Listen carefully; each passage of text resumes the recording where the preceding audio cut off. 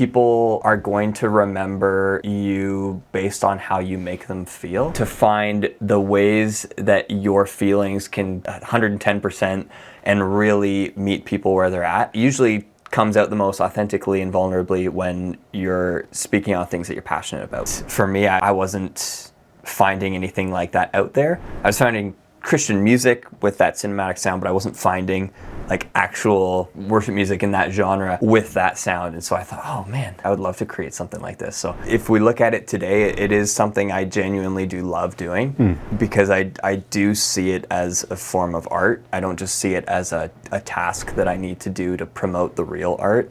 I see it as another outlet and another means to actually promote what I stand for as an artist. It's just like whenever we make art, we're just creating interactions for people to encounter us in different ways and encounter what we stand for and our beliefs and our values as an artist. And music is just one of those ways that people are going to encounter what I have to say in my perspective. You know, interact with me and find me through a photo on Instagram or through a video on TikTok or a live stream or a piece of merch or something. Like, I just see it as all small interactions and mediums that people can reach me and interact with me.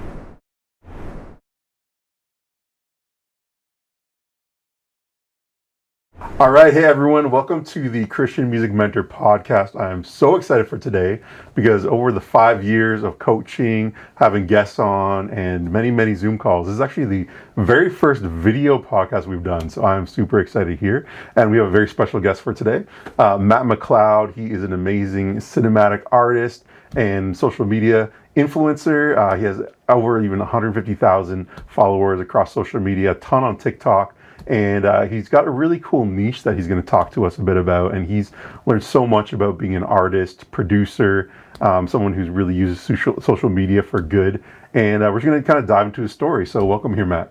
Yeah, thanks. Good to be here. Cool. Well, let's start from the start. Like, how did you start getting into music? You know, many people might start with their parents loving music, or maybe they find it at church or a certain album. How did you first start into it? And did you grow up playing an instrument, or how did that all develop? Yeah, so there's footage of this, but I learned how to play drums before I could walk. Wow. And so that was like my start into the whole music world. My dad has been a huge influence on me. He was a worship pastor at our church growing up for years. So music was just always a part of our life growing up.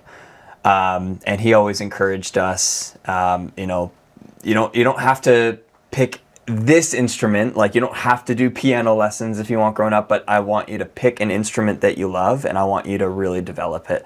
And so I, from day one, just loved drums. I stuck with it, and it was just really consistent with that growing up. All throughout school, all throughout university, that was my first love and kind of my entry point into the whole world of production and making music, not just as a drummer, but the whole piece, the whole picture. Yeah, that's so cool. Yeah. And so with the production piece, you produce yourself, you produce really cool cinematic music, which we'll come into, but you also produce for other artists. So yes. You're a legitimate producer. Yeah. You're a producer. So how did you learn? I know many people go through YouTube tutorials, or they just do a lot of trial and error. How did you develop your sound and your production skills so that you can actually produce for others? Yeah, I'd say like a little bit of both. Definitely a lot of trial and error and a lot of just hours of, trying to find songs and recreate them myself, finding things. And, something I love to do is just try create a version of a song, but like in a different style. And so try to like learn from new styles and recreate them in different styles. So, I don't know, picking an old classical song, but reimagining it as like a hip hop song or something. I don't know. Like, yeah. So a lot of trial and error. And then along the way, just, finding different mentors who are always just a little bit of a step ahead, and people who, not just doing what I wanted to do, as a producer, but also people whose sounds I really respected and wanted to capture or emulate in some way. So, I can think of a lot of names along the way of people I've really studied, and not copied, but definitely, people who have influenced me, inspired me on a short term, but influenced me long term as well. And it's been definitely a lot of hours of learning, trial and error, just all of it. Yeah. Yeah, that's so cool. Yeah. And yeah, the mentorship piece is so important, and a big reason why we do what we do too is just, seeing people who are a couple steps ahead of you, modeling them, learning what you can. So I love that. And I know that you help coach people too, even in some aspects too, which is awesome. Yeah. I feel like, whenever we've learned something, and whenever we have something that we can pass on, I think it's kind of our responsibility to, drag people along with us to the next level. Yeah. And that's something I love. Like, one of my mentors has said that, like, hey, like, I'm going to find the next level, and I'm going to drag you up there with me, whether you want to or not. And so just like finding those people who are constantly trying to, better their craft and find that next level, and just being somebody that can do that for kind of the stage below, or people who are trying to find their own next level. So it's something that I want us all to win. Yeah, that's so cool. So in mentoring a lot of artists and songwriters, I'm always trying to pair them with the right producer, and sometimes have to be a bit of a middleman, answering questions for them, dealing with producers. So for better or for worse, most of them are great, but you never know. So when you have an artist come and want to work with you, what is the best kind of approach that an artist should take if they want to work with a producer, that they're like, oh, I'd really love to work with this producer? What would you recommend is the best way for them to reach out and even present themselves, share what they're wanting, so that if it's a good fit, or that, it's just like a good start in the relationship? I think like treating it like that, like a relationship, and not just a transactional, hey, I want this sound. How much is it going to cost for me to work with you to get this sound? Sure. Very transactional. There's not a lot of relationship built into that. So what I would say is treat it like you're getting to know somebody, like a first. Oftentimes when I'm connecting with artists for the first time, it's kind of like a first date, like, I want to get to know them. I want to get to know their story. I want to find out like what's that next level that they're trying to find. And if it makes sense for, me in my position, my connections, my network, my skill set, if it makes sense for me to be the person to help them hit that next level, then, I'll always make that clear and just let them know, like, hey, I think this is going to be a really good fit. And if not, like, I probably know somebody who could help you hit that next level that you're looking for. But that has to just come down to, treating it like a relationship, and looking for a lot of different people, but not just looking at it as a transaction, but looking at it as, hopefully a step forward, and somebody who's going to be able to help you with your goals, whether it's short term or long term, So I always like to start there, and that also usually can't happen just off of like DMs or off of a website even. Like for me, it has to happen. Like we've got to get on a call. We've got to chat together. Like I don't think I ever have started a project without having first had a call with that artist, just to get to know them and see what they're about, see what their story is. And I think that's been a really important part of my process. Yeah, that's so cool. Yeah. I mean, that's like a great key point for every part of music, because I feel like even in promotion, sometimes people get non-relational, and it's just like becomes a transaction, and you want just come to my show or just stream my song. And when you treat it as real people, then it really changes the game for your connection with people. And that's so cool. Yeah. So with your production, do you have a favorite song, or like you might have one or two that come to mind that you've produced, whether it's for yourself or for someone else, that you're like, oh, this one I just loved how this sounded, how it came out? There's one that we just worked on recently. One of the types of projects that I'm working on, I'm taking some of my favorite worship projects and worship songs, like, popular songs you grew up singing. We just did one for called Break Every Chain. Stuff that you'd sing in church, but I wanted to reimagine it like something you would hear in a movie, or something you'd hear in a movie trailer. Because that's the kind of feeling that, really brings me alive. And so we just worked on a project, and this was one that I released, worked with a few different vocalists, and it was just a really, really fun project, but really, really happy with how that one came together. And it's made me excited for more along those lines. And it's been, resonating really well with people as well, which is really cool to see, just in the ways that I was hoping for, and also in ways that I hadn't even anticipated as well. Just so I love seeing how people have been responding to it, but been really proud of that one. You can check that one out if you want. But another one that's been just really, really dear to me is a cinematic hip hop song I did with. He's a great rapper. His name's Dylan Chase. Him and we worked together on a song. It was part of a series based on like the fruit of the spirit and reimagining those as cinematic songs. Wow. And so we did a big like cinematic hip hop like trailer style track for Patience. I love how that one came together. It was a really interesting study for me of like, what does it mean to be patience? What does patience feel like? I think people just really resonated with that one as well. So I love that one too. Yeah. That's so cool. I love that. I think that's smart, like merging something a lot of people love, like millions of people love worship songs, but then Lord knows we're getting a bit tedious in our sound. We need to expand the territory. So to put cinematic sounds, which most people don't do, but a lot of people love. I think that's really smart and a way to engage people that might not engage with a regular sound of, Christian radio music or something. It's a way of creating that. One of my mentors taught me this idea, but just the idea that all art is, you can boil it down to blank, but make it blank.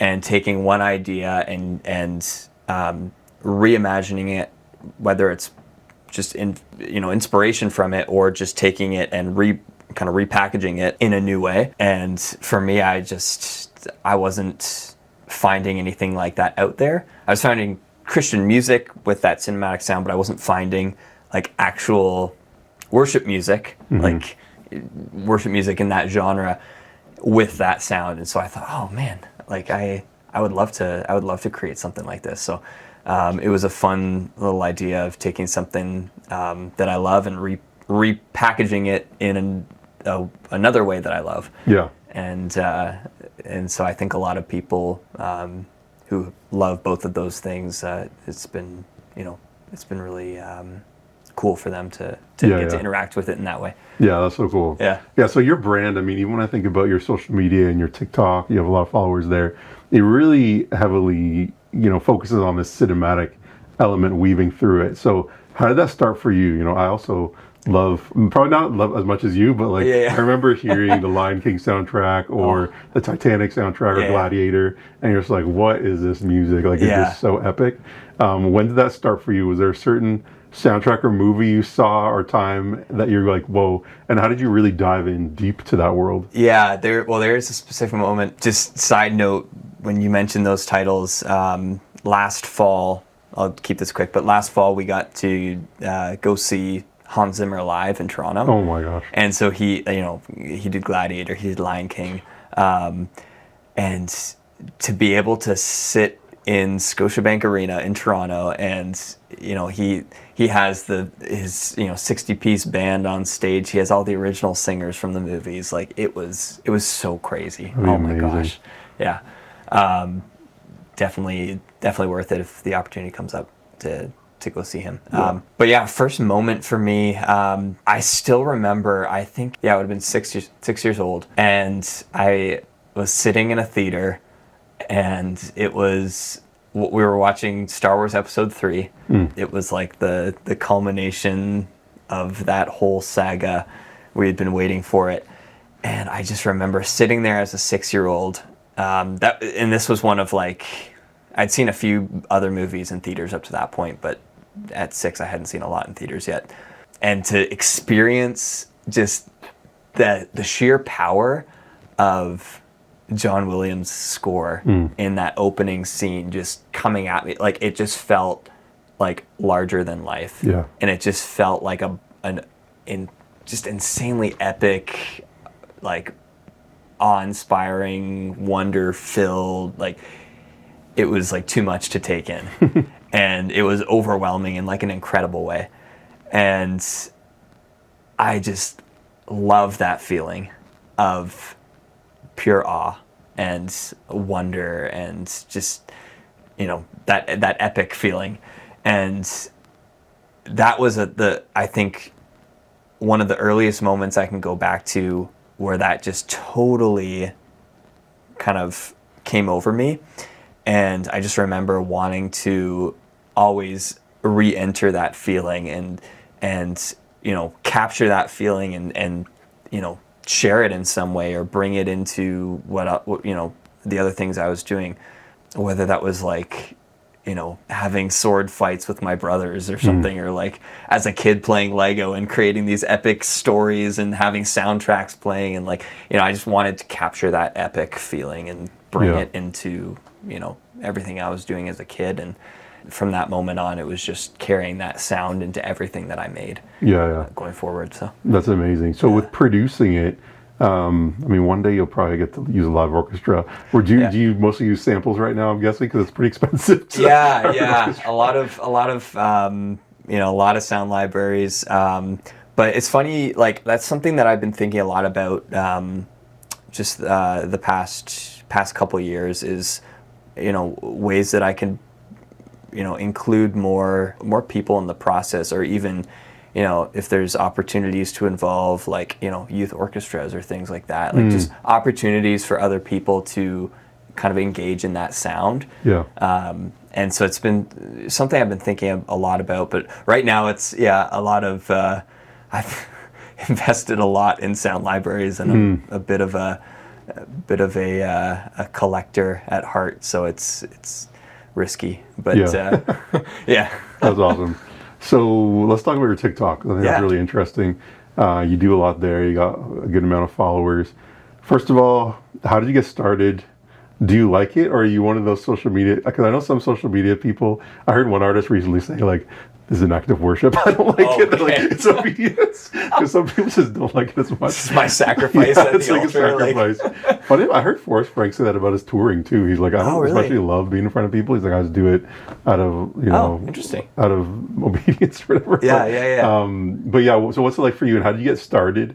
And what's that journey been like? People might see, you got 120,000 followers. Like, did that happen overnight, or what process do you have with social media and especially TikTok?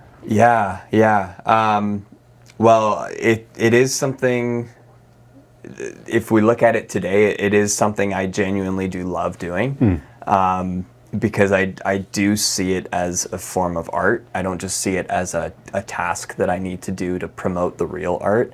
I see it as another outlet and another means to actually promote what I stand for as an artist. It's just like, whenever we make art, we're just creating interactions for people to encounter us in different ways and encounter what we stand for and our beliefs and our values as an artist. And music is just one of those ways that people are going to encounter what I have to say in my perspective.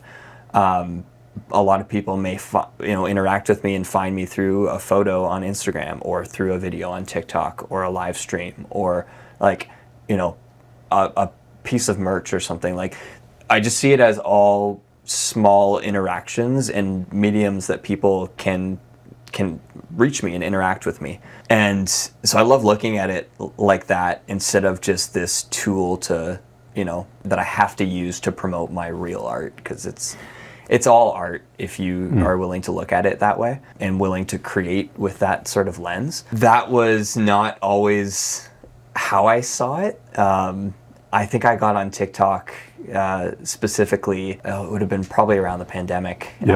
And I think someone started, right? It got popular like 2018 or something. Because I wasn't on there for a little while. So it would have been 2019, 2020, I think, is when my account started. And, I wasn't seriously using it at that point. I was kind of just like experimenting with, I've heard you can reach a lot of people really quickly on here. Let me just try a few things for fun. And like nothing really took off. Like, okay. And And I think I started really taking it seriously when I actually started transitioning into my own artist project and not just producing for other artists, but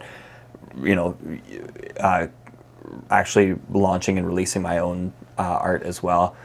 I started to post really regularly on there, but I still just saw it as something like, I don't really know what I'm doing. I'm kind of just, making countdown photos for my release and then like telling people like, oh, this is why I made it. And then I don't really know what else to put after that. Like, here's a picture of the artwork and the music in the background, I guess. Like, I didn't really know what to do with it. I wasn't actually, like I said, I wasn't actually treating it as a way to interact or create more interactions for people for things that I stood for as an artist or was passionate about. So I was posting like every day for a few years. And like it was getting some traction. I think I had gotten maybe about 1,000 followers, but like over a few years, so wasn't anything crazy.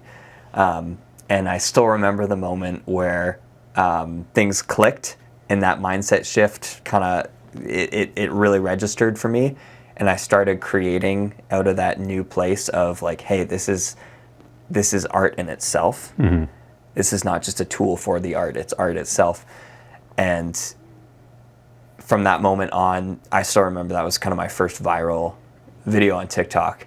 And everything since then has just, it hasn't been every single post viral, but everything from then on has just reached another level in terms of engagement and interaction and like community building. And so, long story short, it took a while. It took some mindset shifts, but finding a place where I could create art with it and not just promote art with it.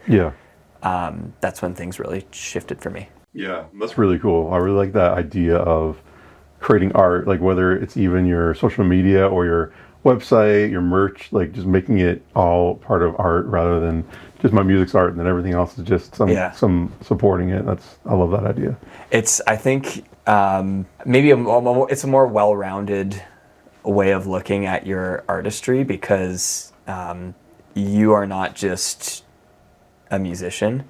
Like, you experience the world in ways outside of music, and to be able to connect with people in those ways as well, and share those passions, share those big feelings that you have about whatever you love, share those things with your community, because you can really create some deep connections and enter kind of that level of authenticity and vulnerability that goes beyond just what you can capture in a song. Yeah.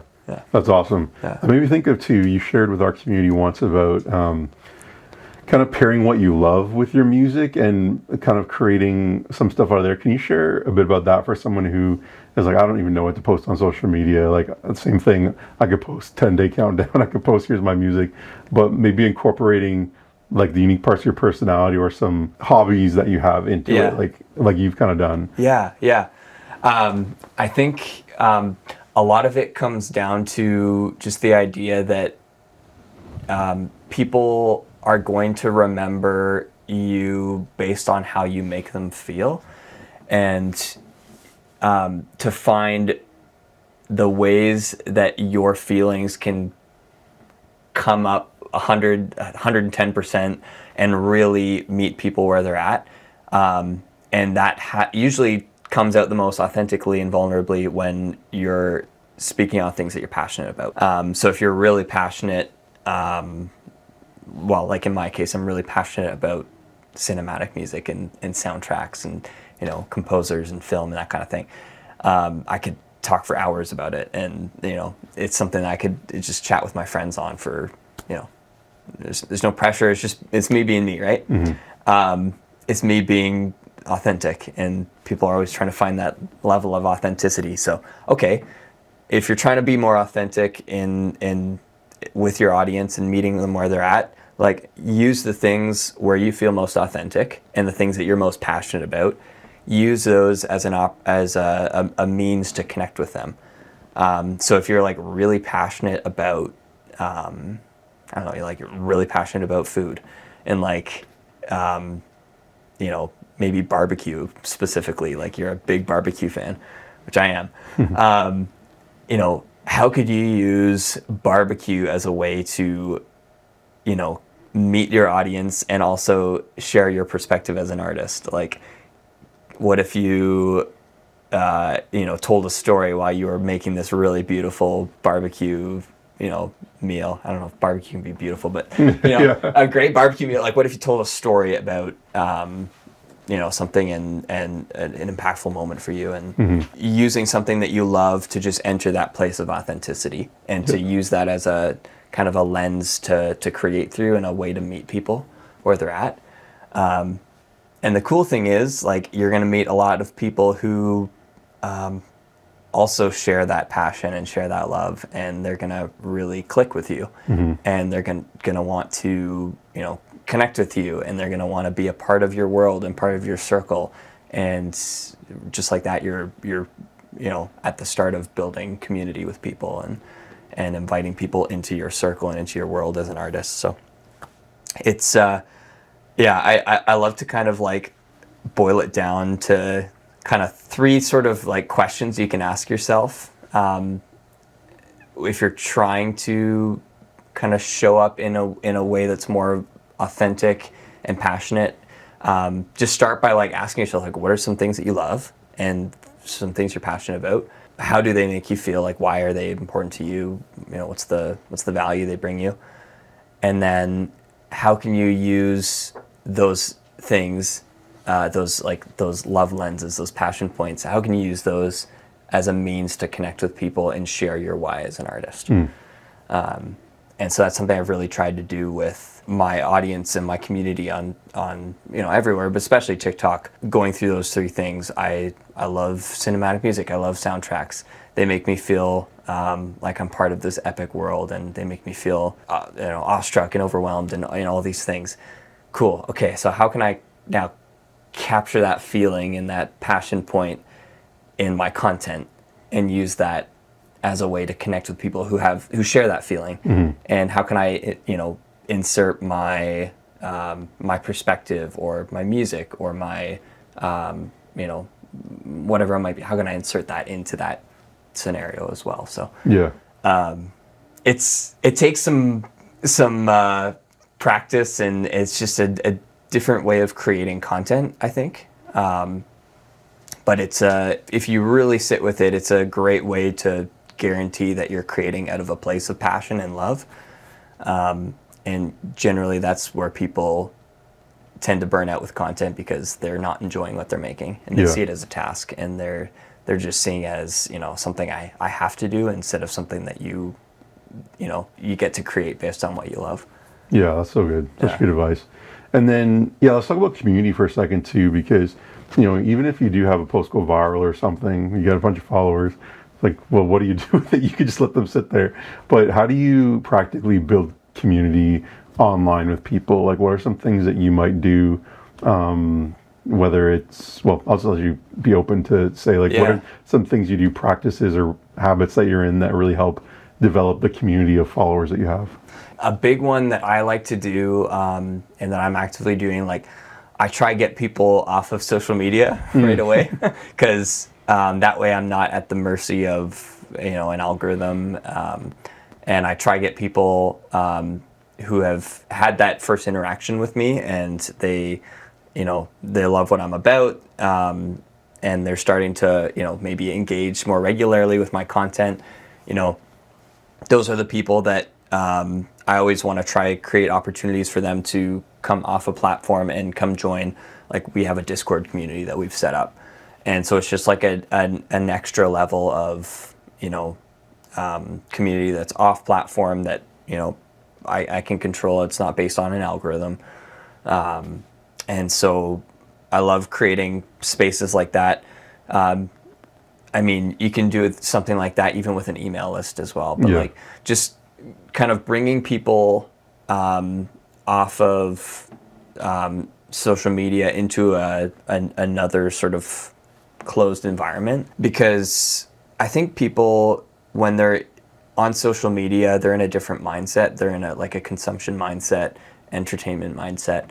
And if you're really trying to build a deeper level of community with people, you want them to be really engaged as well, and you want them to be like participating in your mission, and like you want them to be kind of actively participating as well. So I find if they're off platform and they're not in like a consumption mode, you can start to kind of engage with them in a different lens and in a different context. And it's we could go down that whole rabbit hole, but yeah, that's something I love doing, and that's something I'm always creating opportunities, like letting people know, whether it's on a live stream or a post every so often, like, hey, we have a close community. If you really love this the content, if you really love what we're about here, I think you'll really love this community as well. Yeah, that's awesome. Yeah, such good advice. Okay, one of my last questions is, of the last few years, what kind of soundtrack has stuck out to you from a movie of like excellence? Because there's so many classics out there from way back 80s, 90s, 2000s, but like let's say from 2020 to 25, are there any movies that you can think of that stand out, like this was an amazing soundtrack, and who is the composer of that? Yeah, is it still John Williams, or is there anyone else coming up like that's doing good stuff? I mean, I think it's amazing that he still made something at like 93 or whatever he's 93 now. He's in his early 90s. And he worked on like the Indiana Jones, which was I guess last year maybe. Like amazing, but yeah, okay, so there's three. The third one, we were actually just talking about this, and this, I wouldn't even necessarily put this in this like the cinematic music sort of vein, but I've just been so obsessed with the whole soundtrack for this new K-pop movie, K-pop Demon Hunters that came out. Like, oh my gosh, it's so good. So that's an honorable mention for number 3. But number 2, The Wild Robot, Chris Bowers. Yeah. Absolutely incredible. It's such a beautiful story, and I hadn't really heard a lot of Chris's work before at that moment, but just such an incredible and beautiful score. And I think we watched it, my wife and I, we saw it when she would have been several months pregnant, and so it's a coming of age story, and maybe it was just hitting us at that moment, but it was a memorable theater moment for us. But I think the first one, I've just been blown away by the Dune soundtracks from Hans Zimmer. Okay. Dune 2 last year. Oh my gosh, I just remember sitting in the theater, and what I love about how he composes is he composes based on the world that you're entering in, and it makes it sound like and feel like you're in that world. I think he does it the best out of anyone, and so it was just such an immersive, interesting sort of experience. And oh yeah, I still remember that feeling sitting in the theaters listening to that one. Oh, so good. That's awesome. Yeah, so check that out again. I've seen that movie, but I like to put on soundtracks when I'm working. It's just like background music too. Yeah. So I'll have to throw that on sometime and just listen to it again. So good. So good. That's awesome. Cool. Well, thanks so much for being here today, Matt. Yeah. We'll drop links to your website if people are interested in you as a producer. We'll put your TikTok, your Instagram, if people want to follow you there. I'm trying to think of any last words of advice you'd have to like a producer or artist who's looking to get started and kind of go to that next level of their creativity. Anything that kind of comes to mind that you'd share with them? I think maybe if I could just like boil one more thought down, is learn to have the most fun that you can helping people, and just fall in love with the process of helping and loving other people. Whether you're an artist, like just find the ways that you can have the most fun in helping your audience with your art. Or if you're a producer, like, find the ways that you can just have the most fun in helping your artists, whether it's in the actual projects or in finding new artists and new connections. Like, find ways that you can just genuinely have the most fun and be the most passionate version of yourself in those scenarios. And I think it's just going to open up a new way of loving people and serving people, and just finding a lot of joy in that process. So good. Such great advice. Thanks so much for being here. So everyone, feel free to check out the links to all Matt's music, his production and stuff I'm going to say downstairs below the video. And if you're a Christian artist or songwriter who wants to get connected in community, get some coaching and training, we've also got a free school group that's open, help you write better songs, get connected with people all over the world. Just click below and you can join that as well. So we'll see you next time on the Christian Music Mentor Podcast.